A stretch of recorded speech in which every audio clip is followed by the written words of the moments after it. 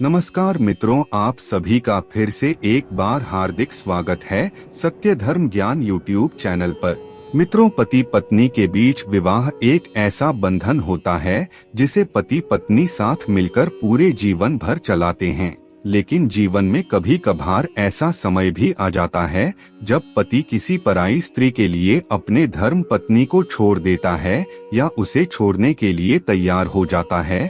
तो आज हम आप लोगों को इस वीडियो के माध्यम से बताएंगे कि पराई स्त्री के लिए अपने धर्म पत्नी को छोड़ने वाले पुरुषों के साथ क्या होता है। अगर आप भी इसके बारे में जानना चाहते हैं तो आप हमारे इस वीडियो में अंत तक जरूर बने रहिए। आइए सब मिलकर जानते हैं। मित्रों, वीडियो में आगे बढ़ने से पहले अगर आप पहली बार हमारे चैनल पर आए हैं और अभी तक आपने हमारे चैनल को सब्सक्राइब नहीं किया है तो कृपया अभी हमारे चैनल को सब्सक्राइब कर लीजिए ताकि आपको रोजाना ऐसे ही महत्वपूर्ण जानकारी मिलती रहे। मित्रों, आज के इस वर्तमान समय में कलयुग चल रहा है और इस श्रापित युग में पुरुष बिना सोचे समझे पराई स्त्रियों के साथ मेल जोल बढ़ाते हैं। लेकिन ऐसे लोग यह नहीं जानते कि उस समय तो उन्हें इस काम में खुशी मिलता है, लेकिन मृत्यु के बाद उन्हें इस कर्म की क्या सजा मिलेगी।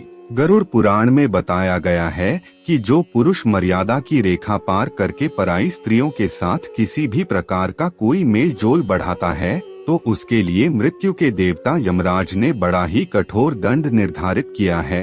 ऐसे पुरुषों को जयंती नामक नरक में फेंका जाता है और वहां उसके द्वारा किए गए सभी पापों की सजा दी जाती है। ऐसा महापाप करने वाले पुरुषों को नरक में दहकते हुए लोहे के साथ चिपकाया जाता है और जब उस जीवात्मा का शरीर जल जाता है तब वह उस समय को याद करके रोने लगता है जिस समय उसने पराई स्त्रियों के साथ नजदीकियां बढ़ाई थी। इसके अलावा नरक में ऐसे लोगों के गुप्तांग को काटकर दक्षिण पश्चिम दिशा में चलना पड़ता है। जो लोग इस महापाप को करते हैं तो ऐसे लोगों के कुल का विनाश हो जाता है। ठीक उसी प्रकार जिस प्रकार माता सीता के अपहरण के कारण रावण के कुल का सर्वनाश हो गया था और महाभारत में द्रौपदी के चीर हरण करने के कारण कौरवों के कुल का भी सर्वनाश हो गया था। गरुड़ पुराण में बताया गया है कि किसी दूसरी स्त्री के ऊपर नजर रखने वाले लोगों को भी नरक में ही जगह मिलती है।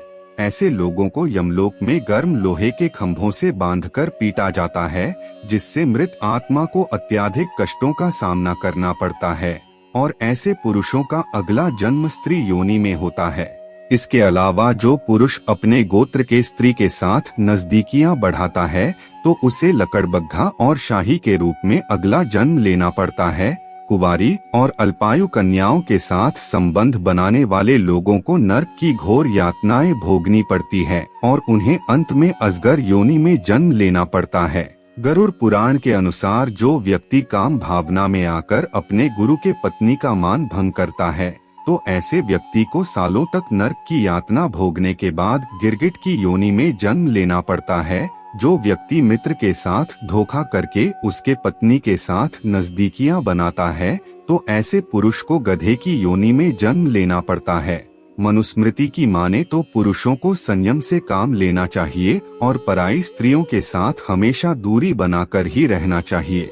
इसके अलावा गरुड़ पुराण में बताया गया है कि जो स्त्री अपने पति को छोड़कर दूसरे पुरुषों के साथ संबंध बनती है तो उन्हें नरक में दहकती हुई लोहे में बांध दिया जाता है और पाप की सजा पूरा होने के बाद ऐसी स्त्रियां चमगादड़, छिपकली और दो मुंह वाले सांप जैसे योनि में जन्म लेती हैं।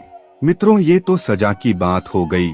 आइए अब इससे जुड़ी एक कथा के बारे में जानते हैं जिसे सुनने के बाद आपको विश्वास हो जाएगा कि पराई स्त्री के साथ किसी भी तरह की गलत नजदीकियां बनाने पर मृत्यु के बाद तो सजा मिलती ही है, साथ ही जीवित रहते हुए भी ऐसे पुरुष या स्त्री को कई कष्ट झेलने पड़ते हैं।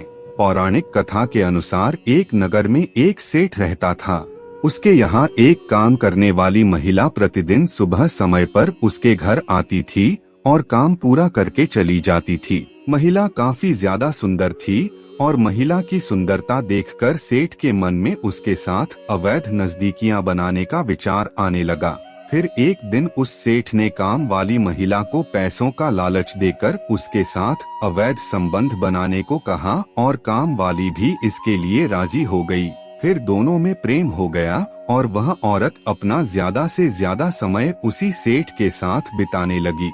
इस अवैध संबंध के बारे में जब काम वाली महिला के पति को पता चला तो वह उस राज्य के राजा के पास गया और उसने कहा कि हे राजन, मेरी पत्नी के साथ एक पुरुष नजदीकियां बनाता है जिसके कारण मेरी पत्नी मेरे साथ एक पल भी रहना नहीं चाहती।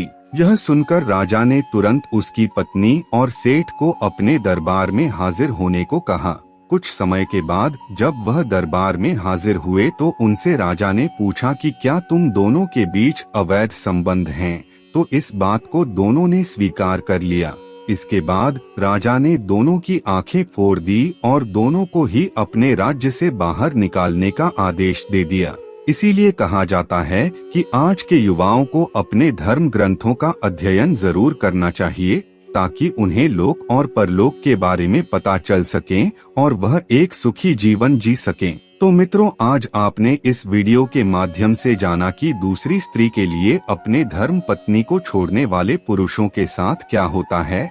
आज की वीडियो में बस इतना ही। आपको हमारी जानकारी कैसी लगी आप हमें कमेंट में जरूर बताएं और अपने दोस्तों के साथ भी शेयर जरूर करें।